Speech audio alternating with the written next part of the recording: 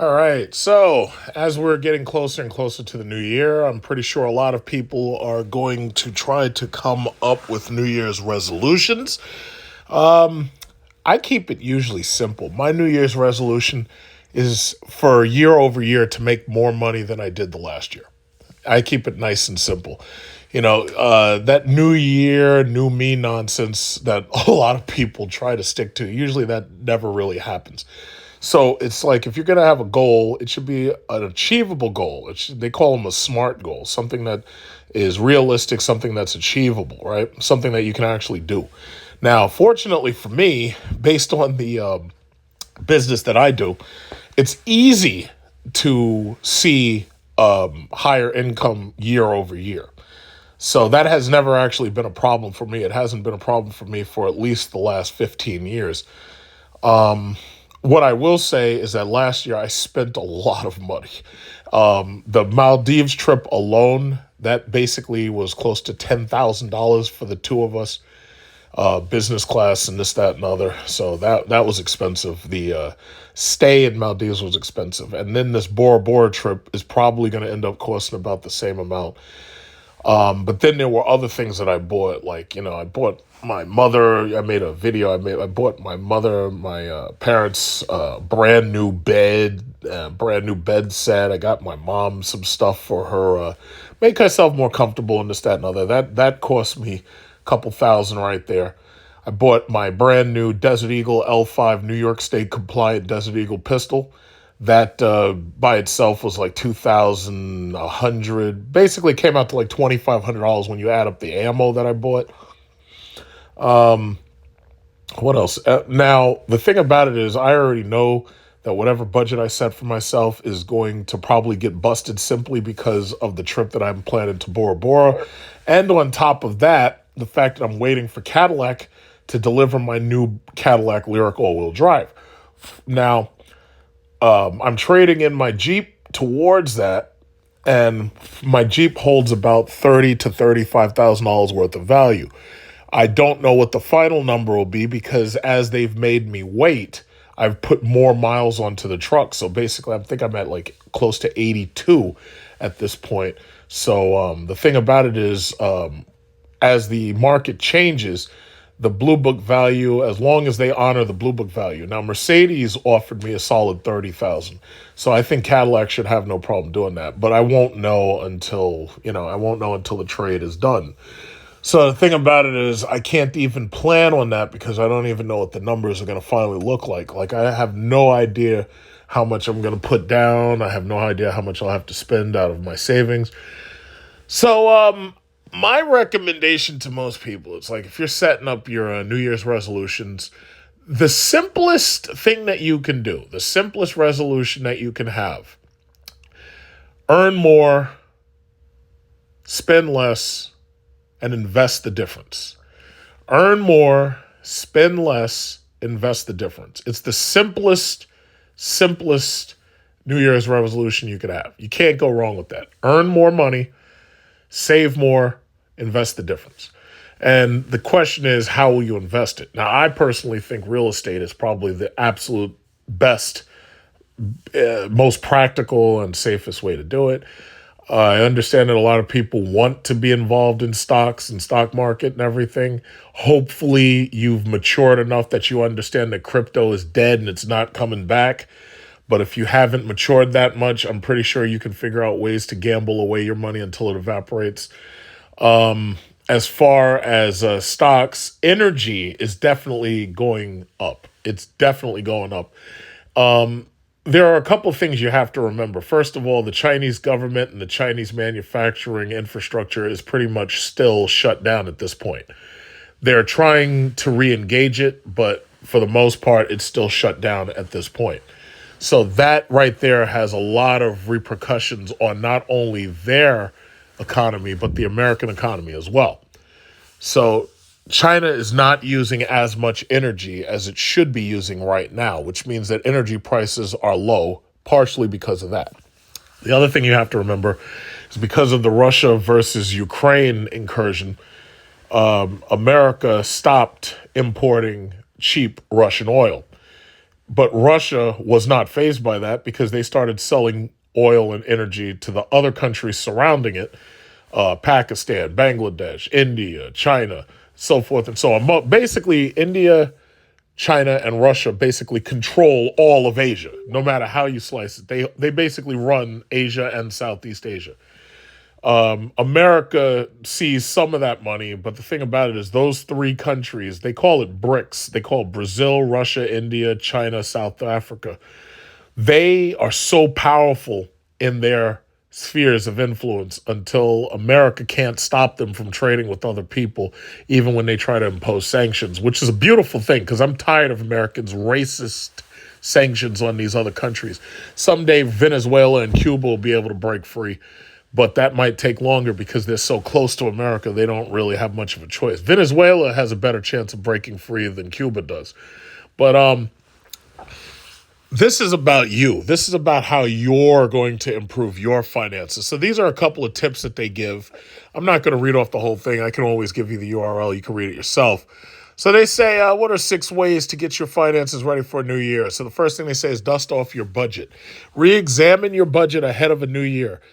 That can help you figure out where you'll need to make adjustments. Say your income has changed since the last time you checked in, or your budget, or you've taken on new debt or paid off a loan. Taking stock of how much you're spending and how you expect to change in the new year can help you stay on track to reach your goals. And make sure that you're setting enough aside to cover your expenses and hit your goals in a timely manner. If you spent quite a bit on gifts or holiday expenses, it's also a good time to consider how you'll replenish your savings or pay down any debt you've taken on as a result. If there are changes to your compensation, it is wise to revisit your budget and determine how the change may impact your cash flow. Pay increases are opportunities to increase savings, pay down debt, and set aside more funds for personal things like entertainment and vacations. So basically, it's exactly what I said. Earn more money, save more money, invest the difference.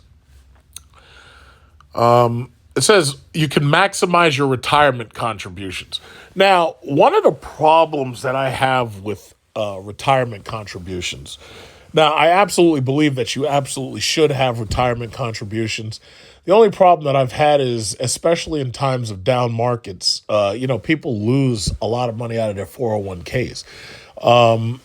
Just in case there's any economic hardship, that usually seems to be the first thing that gets hit. There are other ways to save for retirement. Like, for example, you have mutual funds. You have, what is it called? Annuities. Those are where people go if they don't understand the stock market. It turns out that the mutual funds and the annuities actually tend to perform better, especially when you're looking at the stock market right now and how just about everything's in the red, especially the big tech sector, the energy markets in the red. Everything's in the red. Basically, just about everything's in the red. And that's also because, we've entered winter. The Russia versus Ukraine situation has not been finalized. It hasn't ended. And then you still have a China that's unproductive right now. So right now, the entire market's in the red. A lot of people are also pointing to the fact that what you're going to see is you're going to see a lot of American companies moving out of China, and they're going to be going to India. Therefore, you should be planning to invest in Indian upcoming markets. But then again, you have to be very careful with that because just like the China markets, because India has less regulations than America does, a lot of these startups could basically be akin to Ponzi schemes where, they're startups. They get you to invest money into them, and then they disappear into the wind with your money. So you got to be so careful of those too. Anyway, it says maximizing your retirement contributions. I believe in annuities and mutual funds. I think those are a great way to go. As far as your own business, your job, whatever it is, if they have their own retirement system, yeah, obviously you're going to contribute to that. That's a great idea. I would say that your business, whoever you work for, within 10 years, give or take, let's say 10 years of contributing to their private fund, you will in 10 years probably have input about $30,000, give or take. Now, I believe the safest place to be with one of those is to have at least $60,000 worth of a pension.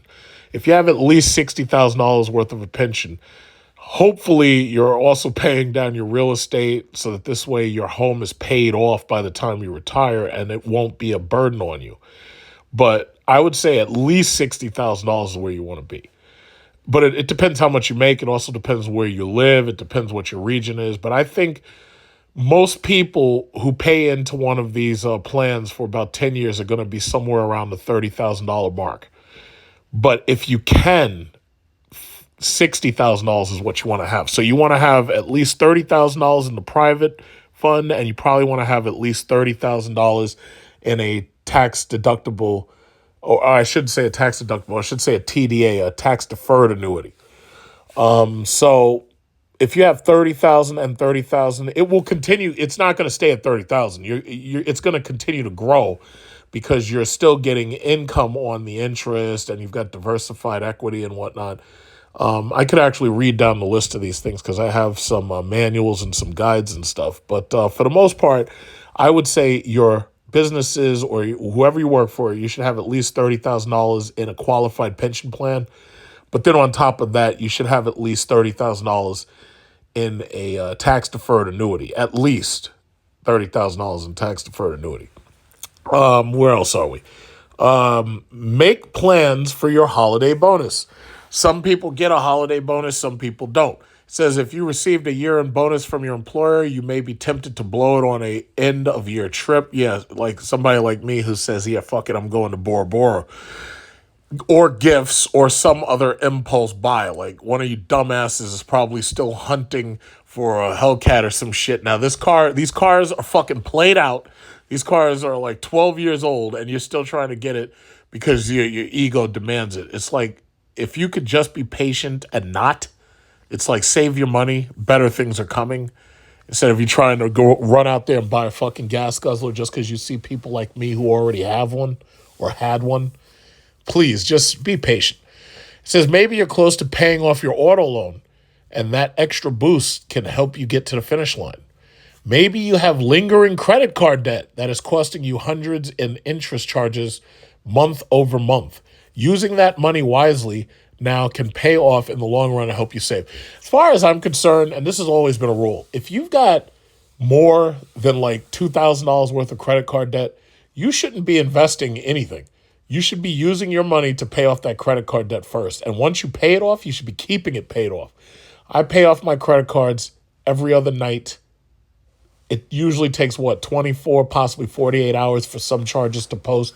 Like, for example, when I went shopping Christmas Eve, some of those charges didn't even post yet, and they're still pending because sometimes it takes longer to post than others. But the bottom line is, the moment that those charges post, you should be paying them off. Using that money wisely now can pay off in the long run, help you save money later. Yeah, obviously, because if you pay off high interest credit card debt, it helps you save money on the interest that you don't pay. It says replenish your emergency fund. If it was a rough year for you and you had unexpected expenses crop up, you may have dipped into your emergency fund a little or a lot. That's what it's there for after all. But the most important part of using that safety net is to have a plan in place for how you'll replenish those funds. Less than half of Americans have enough savings to cover a $1,000 emergency, according to a bank rate survey. I'm fortunate enough to be part of the other half of Americans who have more than enough money ready if there's an emergency. If I need to get my hands on $50,000 in cash right now, all I got to do is drive to my bank, and I'm sure they're going to give me some problems. Like, they'll be like, hey, wait a minute, show me your ID, and they're going to see, they're going to see me like, wait a minute, wait, is this legit? This guy's trying to take $50,000 out. Is this So I know that some banks treat you funny when you try to withdraw a lot of money. Bottom line is, all I got to do is walk into my bank, show my ID, and give them my card and all that shit. I got $50,000 cash at any given time. And the reason why I keep that as a number is specifically so if a piece of real estate comes up for sale that I think I'm interested in, I can always make down payments. I can always say, yeah, I have an offer for you. Most Americans can't say that because most of y'all are spending your money faster than you get it, and you're going into debt, which is something I strongly advise against at any given time. It says over 30% of those surveys said that they would finance their emergency using a credit card or a personal loan. You see, this is the problem. People are so quick to pull out them credit cards. But see, again, I've taught this a lot. If you have the cash, it's okay to use your credit card. The problem is you have to be disciplined enough to pay it right back. If I spend $1,000 on my credit card, I'm going to get those reward points and I get to use those towards my next vacation. I see nothing wrong with using a credit card. My problem is, are you paying it back? I do not run revolving debt. I don't do it. I showed you what my credit statement looked like just the other day. It said that I owed $131. I've paid that off. And the bottom line is I refuse to run revolving debt. I refuse to pay interest at all. For me, it's like a religion. There are some religions like Jews and Muslims, they refuse to pay interest on loans. It's like, I heard that. I was like, that sounds like a great idea. And I refuse to pay interest. It's like some of you go out shopping, you go fucking buying Gucci and Prada and Femi and stupid shit like Gucci belts and fucking necklaces and shit that somebody's probably going to rob you for. You'll go out and buy stupid shit you think the shit is cute, and then you're ending up paying like 28% interest to Macy's for it. I would never shop at Macy's unless there's an absolute sale because I know that they mark all of this shit up. I'd rather go on eBay. And if I go on eBay, I'll get it brand new for the lowest possible price, pay for it on my credit card, and then pay it off using cash. But some of you people are hilarious, I swear to God. But anyway, okay, next. Use up any FSA funds that will expire soon. It says if you're making contributions to a flexible spending account, it's important to note that those funds typically have a use it or lose it provision and may not roll over from year to year. Your employer, however, may offer you a grace period that gives you some extra time at the start of the new year to spend a portion of your money. Consider making your doctor's appointments in advance so that you can save on any costs that might pop up as a result. The takeaway, if your financial situation is still a work in progress, use this time before the new year starts to figure out how to course correct. Small tweaks to your budget, savings, contributions, debt repayment strategy, and spending habits can all add up to major progress towards your money goals over this time. So that's it. 6 expert steps to improve your finances in the new year. Now, me personally, the one thing that's not on here that I would add, whatever you need to do to improve your credit, specifically paying down debt, paying off credit card debt, those are the main things that you need to do. I like to approach every single new year with excellent credit. 850 is my score. I can't do any better than that because they capped the credit system at 850 for, Experian. I think TransUnion only goes up to 830, but the bottom line is Experian is capped at 850. So the bottom line, because there's Experian, Equifax, TransUnion, but two of those, I think it's Equifax and TransUnion, they only go up to 830. But I've showed you that I'm all the way up to 850. So bottom line is, as long as you're over 800, it really doesn't matter if you reach the very tippy top because once you're above 780, you're considered excellent. As far as I'm concerned, if you're not above 780, then you're doing something wrong. You need to get yourself above 780. Once you're above 780, it doesn't even matter what the number is because you're excellent. But you need to be above 780.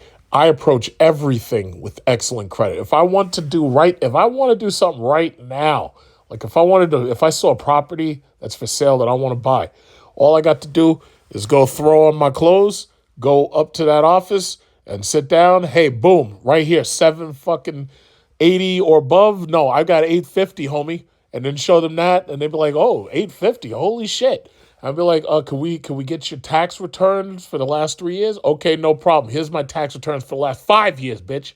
And oh shit, this guy makes money. Holy shit. Okay, well, sign on the dotted line and the house is yours. That's what I'm talking about. Some of y'all can't do that shit because you're fucking up your credit, because you're buying your kids shit that they don't deserve. You're buying your kids fucking cell phones they don't deserve. You're paying $300-$400 a month to keep their fucking internet service on. If it was up to me, your kids would have Mint Mobile. The most they'd have is freaking, what is it called? Cricket Wireless. Cricket Wireless. That's right. You're paying all this money. Your kids don't deserve this stuff. You're wasting money. Tell your kids to get a job. If they really need internet service so badly, tell them to get a job. Yeah, go out and get a job. If I could buy my first cell phone myself, if I could go out and buy my first car myself, then what's your kid's excuse, huh? And you wonder why you're broke. I got coworkers, I've got employees. I hear the same shit coming from them. I tell them up front, I'm like, yeah, why are you spending this money on your fucking kids?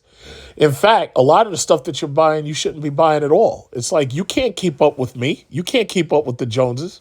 You see the shit that I drive out there. You can't keep up with me. I don't pay you that much. How you want to keep up with me? Bottom line is, a lot of y'all are wasting money. You shouldn't be wasting it.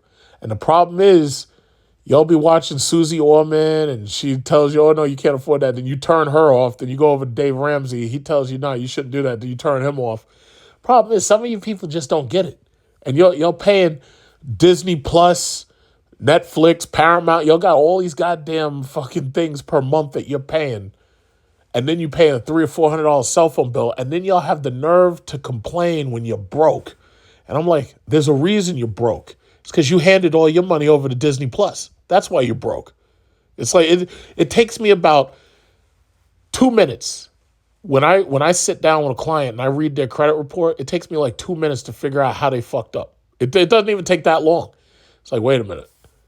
You're paying you got all these open accounts. No wonder why you're broke. And then they don't want to hear it. Because it's like shame, blaming, and explaining to somebody who's a heroin addict. And it's like, hey, the reason why you got all those track marks and holes in your arm is because you're a heroin addict. And then, oh, yeah, well, no, I don't want to hear that. I don't want to hear it.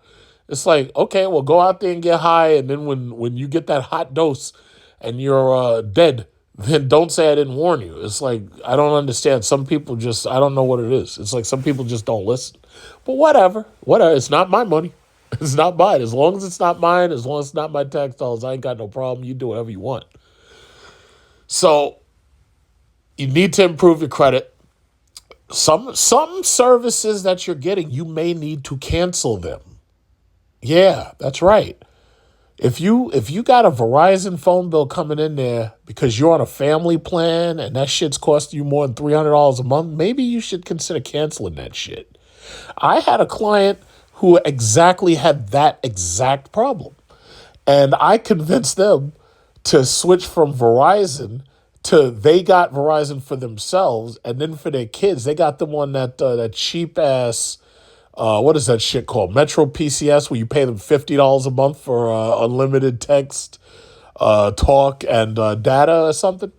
I was like, yeah, doesn't that feel better? You got two kids paying Metro PCS, and you yourself, you're the one who's working, so you deserve to have a better. Don't let Verizon sucker your ass. Don't let T-Mobile sucker you into. Because you know how these Android phones suck. So what they do is they give you an Android phone. They'll be like, yeah, if you buy one, you get like 2 free or some shit. So you get a total of 3 phones or you get a total of 4 phones. And then you end up paying $400 a month for all 4 access. Oh, unlimited text and talk. And it's like, don't let them sucker you like that. I don't know what it is. Some people like being parasitized.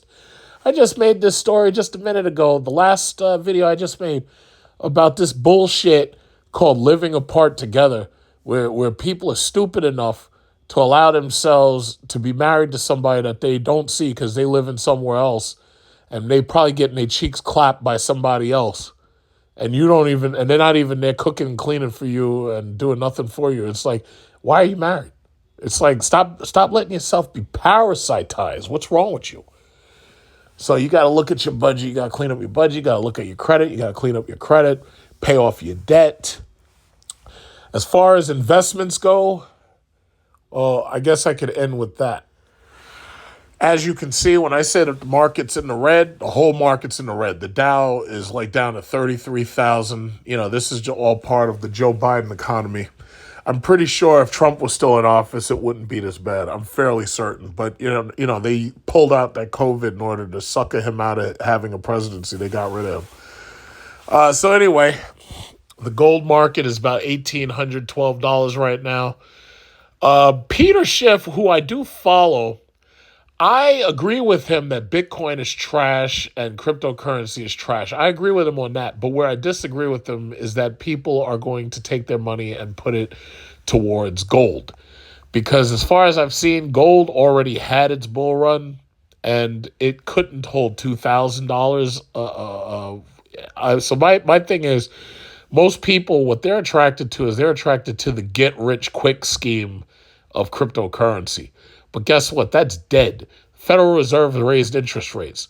All of those Bitcoin exchanges, crypto exchanges, all of those things have basically collapsed simply because the Federal Reserve raised interest rates.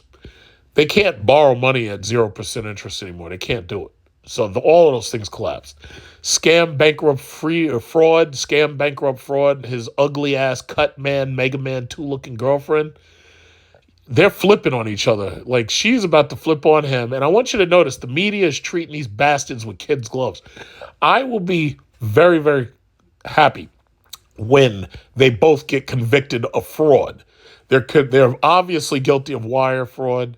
They're obviously guilty of fraud on numerous counts. They're obviously guilty of money laundering. They're obviously guilty of tax evasion. When both of them get tossed into a cell head first, that's when I'll feel comfortable that the law has served its duty. But in the meantime, the media's treating them like they're fucking children, like but they're just little kids, they didn't know what they're. Fuck that. Throw them in a cell. That's how it works. Throw them in a cell. Pretend it was me. Pretend it was me who defrauded millions out of people and throw them motherfuckers in a cell. That's how I feel about it. So anyway, everybody's down. Microsoft's down. Apple's down. And by the way, I just want to point out, this is the end of the year. Today's the 28th. We're almost in 2023. This is the end of the year. The entire market's down. Most of it's due to China not manufacturing. A lot of it's due to the recession brought upon by higher priced energy. The fact that we put sanctions on Russian oil. This is not going to change anytime soon. The market is going to steadily trickle back up. And you got to remember, the reason why is because more and more people who do want to invest, they are going to be putting their money into dividend-paying stocks. Crypto's dead. Crypto pays no dividend. Even that staking coins bullshit that they tried to bring up, that obviously didn't work. They lost a lot of their money. Dividend-paying stocks, however, that's a good vehicle for some people to get returns that they obviously otherwise wouldn't be getting. So when I say that you should be looking for dividend-paying stocks in India, that's kind of the future. So it's like I may even do a video on that eventually about foreign exchange or India investments and whatnot, businesses moving to India. As you can see, Amazon and Google at post-stock split, they got their asses kicked. I used to see Amazon vehicles back and forth everywhere. Now you don't see that much. You see those Amazon Rabbit vehicles every now and then.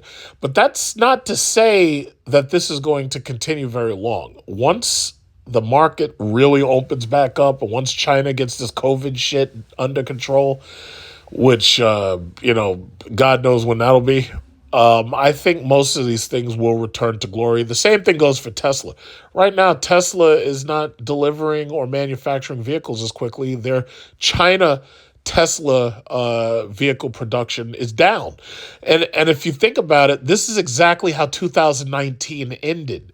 When Tesla, that was the first thing that I knew there was going to be a problem in 2019 going into 2020. The first thing I heard was that Tesla shops in China were closing due to a SARS-like illness. After that, we got COVID-19 in 2020, and we got the pandemic shutdowns and everything. So we're ending 2019. Well, we ended 2019 pretty much the same way we're ending 2022. So I consider that I'm not worried about Tesla stock. Tesla stock was always on a roller coaster. I've been with Tesla since 2020. What was it, 2012? So I've always known Tesla to be a roller coaster, but I have to say Tesla made me a lot of money. So I'm not worried about it.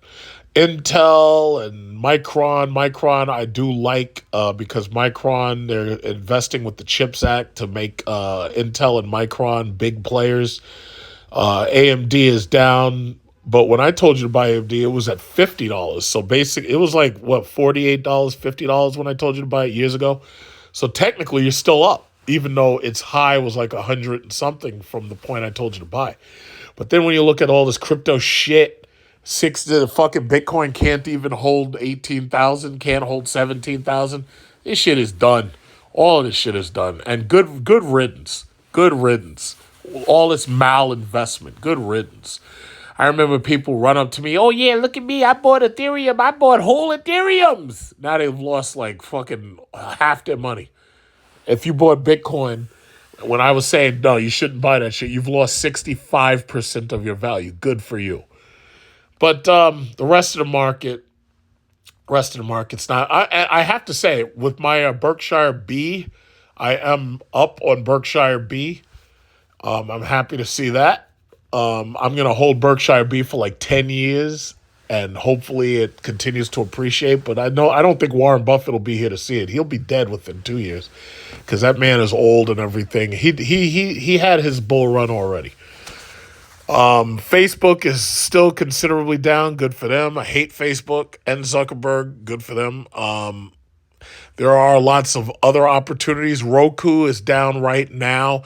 Now, Roku I like because, as you can see, Roku has been very, very instrumental in bringing smart television technology to just about everybody. They probably make the cheapest smart TVs you can get, with the exception of TCL. But for the most part, they're using like the same technology. But Roku, in my opinion, Roku is a good stock to hold for the future. But you got to remember, because China production is down, Roku is down coincidentally. How should I say? Who else? The automotive makers, I still bet on. I have no problem betting on automotive makers because in the future, these electric vehicles are the law. So those are coming based on regulation alone. I'm not worried about any of that. So basically, I mean, this market, it just is what it is. It's like, if you're down, hopefully you've put yourself into good positions. Hopefully you're buying the dip. Because if you buy the dip, not with that crypto shit, but if you buy the dip on some of these big tech, Apple, Microsoft, my basic index, even Tesla, Microsoft, Amazon, Google, AMD, Micron, things like that. Within the next 2 or 3 years, you'll appreciate it.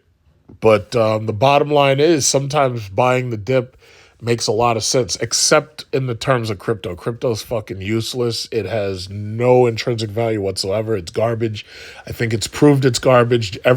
Right now, let me tell you, in crypto, what you're seeing right now is these people have lost so much fucking money. Everybody, because think about it.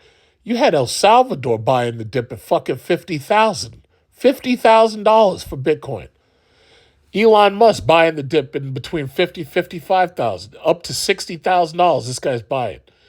You got to understand, the institutional money doesn't trust cryptocurrency anymore. That shit is dead. First of all of these institutions that popped up, most of them popped up on margin. They borrowed their money to buy into this shit, and now they're regretting it. So what they're trying to do is they're trying to get enough suckers into the market so that they can cash out. And after that, whatever happens, they don't give a fuck. That's why I don't take any of my detractors seriously anymore. These idiots will lie to you. They tell you, oh, you got $100,000 Bitcoin, $1 million Bitcoin. They were saying that shit 5 years ago.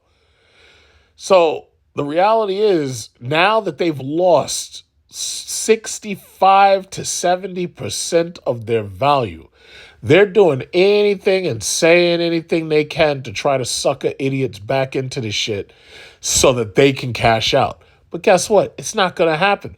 First of all, most people have no disposable income because they're either paying off high interest credit card debt or they're paying the higher cost of energy. Oil and gas kicked a lot of people's asses this year and last year. So they don't have disposable income. Right now, these people are trying to keep their heads above water. There is no disposable income. In fact, the stock market that you see right now that's all in red continues to prove the fact that they don't have disposable income. Because if they did, they'd be investing it in the stock market. They ain't got it. They're getting their asses kicked by inflation. They're buying food. Eggs are overpriced. Milk is overpriced. Beef is overpriced. Pork is overpriced. Chicken's overpriced. You go to a restaurant, you're paying way more than you should be normally paying to go to a restaurant. So the thing about it is there is no more disposable income, discretionary income. There's no more of that shit. These people are hurt. Now, I had made, as you watched my rise, I made a lot of money in SM and SLCA. I wish that I had sold at the absolute high, but I did not sell at the absolute high. But fortunately enough, I sold off the majority of my earnings with these SM, SLCA, TTI, CP, LPI. I sold off the majority of my earnings. I think it was like 2 months ago when it was still relatively high before prices on oil started coming down. So even though I didn't catch them, I wish I'd caught them back in March. If I'd sold off right then, if I'd sold everything right then when Russia invaded Ukraine, I would have made a mint. But I have to settle for less of a mint, which is okay because I'm still up. I bought these things when they were $2 a share. Shit is still $33 a share, still $11 a share. I bought this shit at $1.50, $1.90. So I'm still winning. I don't. It's no big deal. You know, you win some, you lose some. But you know what they say: pigs get slaughtered. So anything else? The banks are still doing strong. I like the banks. Banks still pay dividends. I like the banks. I like the gasoline companies. They still pay dividends. Other than that, I mean, you know, banks and oil, man. Banks and oil. That's where banks and gasoline, oil, energy companies. That's where I put my money. They pay dividends. No matter whether the market's down or up, they pay dividends. You can't go wrong because you're getting paid dividends per share that you own. So parking your money in banks and oil, the big banks specifically, it's a hell of a lot better than putting your money in fucking Bitcoin, let me tell you. So that's just how I feel about it. But, I mean, some people have, you guys, you could do your own thing. Some people have their own philosophy. For me, banks and oil is the best way to go. That's how it is. Now, we're getting ready for January. We're getting ready for tax season. I am excited. I want to see how much I'm going to get back this year, despite the fact that Biden seems to be trying to give all of my fucking money away to Ukraine or to illegal immigrants. So we want to see what I get this year. I want to see what I get back this year. I want my new electric Cadillac. I wish they hurry the fuck up and make my electric Cadillac. I want to get that tax, what is it called? That tax rebate.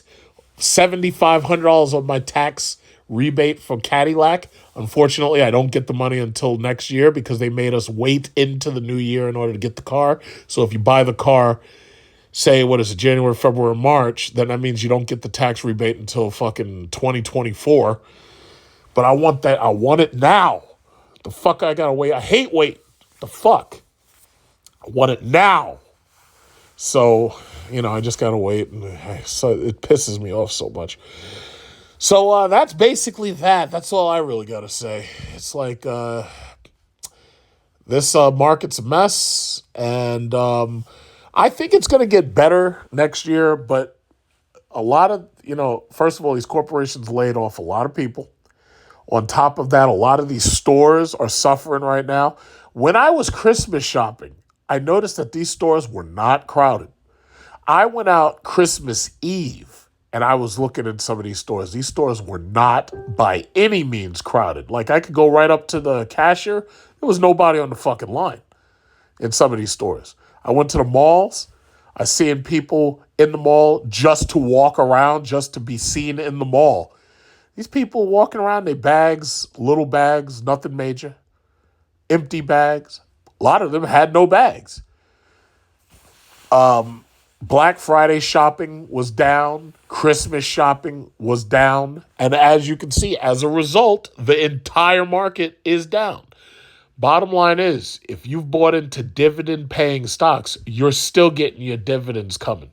Period. You're still getting them. Dividend paying stocks are probably the best reinvestment and the best wealth building tool outside of real estate. Because when you've got real estate and you've got multiple properties, it's like, at the very least, you can rent these things out to somebody, even if you have to rent them out to Airbnb. Because I've pointed this out before, Airbnb has the guest program where they're taking these refugees from these countries that are getting blown up over there, and they bring them over here and give them a new life as Americans and shit, and they pay you for that. They pay you more than the cost of rent for that. It's called Airbnb Host. So, I mean, there's a lot of ways to make money on real estate. Once your real estate is paid off, it's nothing but profit. It's nothing but dividends. So that's just all I have to say. So that's just how I feel about it. So any questions, comments, criticisms, you can put that all in the comments section. Thank you for listening.